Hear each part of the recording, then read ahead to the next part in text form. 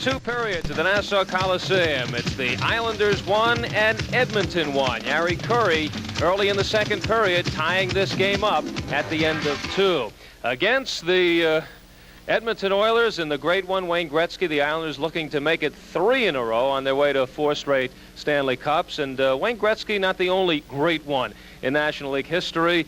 Another one sitting with me right now. Mr. Hockey he's called. We'll take the great one, Gordie Howe. I thank you for joining us in between periods. I know you are enjoying this series, taking this one in, also representing Emory Worldwide, and you have a presentation tomorrow. Right. We're going to Mr. Curry, as a matter of fact. A younger Charlie Huddy, I should say, a young man out in Edmonton, was a plus-minus winner this year. We're very proud of the fact. You know, it's so often sometimes a player that's really truly hasn't got a home, all of a sudden somebody can not believe in him and put him in a lineup and he comes up a winner. And it's just a makeup of what makes a hockey player. Give the guy a break and boy, they'll play their hearts out, what you're seeing here tonight. Charlie Huddy with a plus 62. It's a plus-minus award, and he will get that trophy tomorrow. The other kid who didn't have such a heavy number on his back, he might have been. But Gretzky is right behind him with the 60. I know Gretzky helped himself out, I think, more than Charlie. Right. Well, the kid's phenomenal, you know, and it's he made a couple of rushes tonight, and I know there's a young man going to be with the Lanny McDonald who had a fantastic year, and he can attest to the greatness of the kid because they unfortunately ran up against him in the playoffs. He can do everything in the game of hockey. But he has no goals against the Islanders, Wayne Gretzky, in these 3 games, and tonight had several very good opportunities. When does the frustration of being stopped time and again get to you? Well, if you're strictly a goal scorer, yes, it'll get to you immediately because that's your main support of a living, I guess. But when you're a playmaker such as he, and I think knowing the kid since he was 12, I do believe that he gets just as much a thrill out of setting somebody up because not only does the team, you know, are rewarded by the goal, and goals are what win games, but what happens is the first guy to get thanked is the fellow who sets the individual up, and he kind of likes that. And I know I see him, you can tell that when he gets a little fidgety out there, the gloves, the elbow pads, the skates, and then back to the helmet, and you can tell when a little bit of pressure's on. It's not really true pressure, I don't believe, at the Wayne Gretzky. What I do believe is the frustration of not being able to do more for his teammates, and gosh only knows how much he's done over the few years, and for hockey itself. If I had his record right now and never scored another goal for 2 years, I'd still be ahead. What are your thoughts after the first 2 games?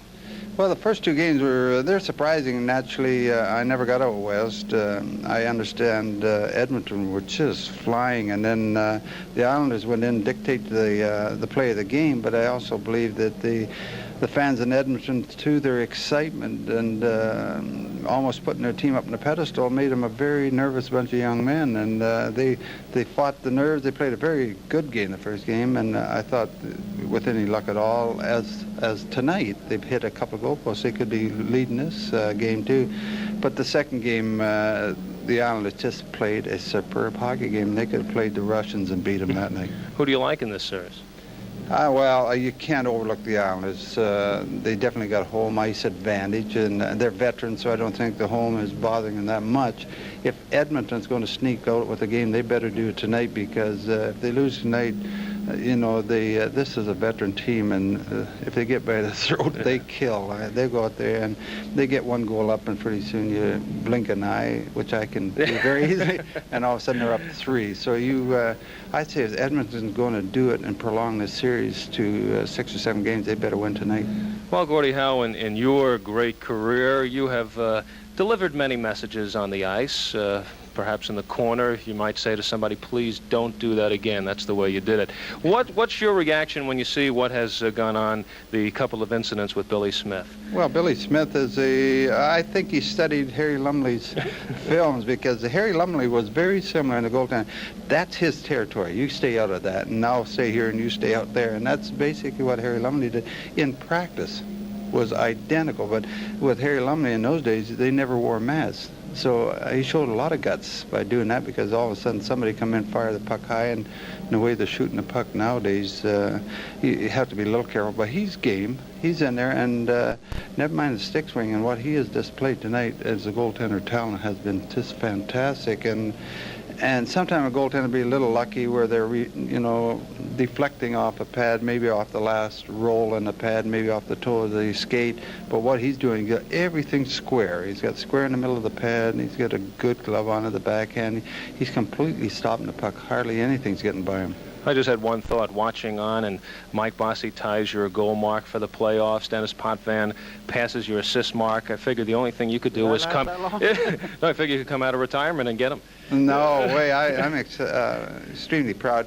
It's with now with the game being built around scoring, it's really nice to see, because actually the seats I'm sitting in are very expensive seats, and I'm fully entertained. And what makes it is the near misses and the good plays and the goals. So that's more power to those kids. I appreciate Potvin. I definitely appreciate young Bossy. Well, the ambassador for Emory Worldwide, who will make the Emory Edge presentation tomorrow at the Stanley Cup Luncheon. Gordie Howe, the original Grade 1, thanks for joining us in between periods. Thank you. As everybody said, I'm half as good. There's a 99 out there now. For Gordie Howe being our guest, USA would like you to have this exciting new Kodak disc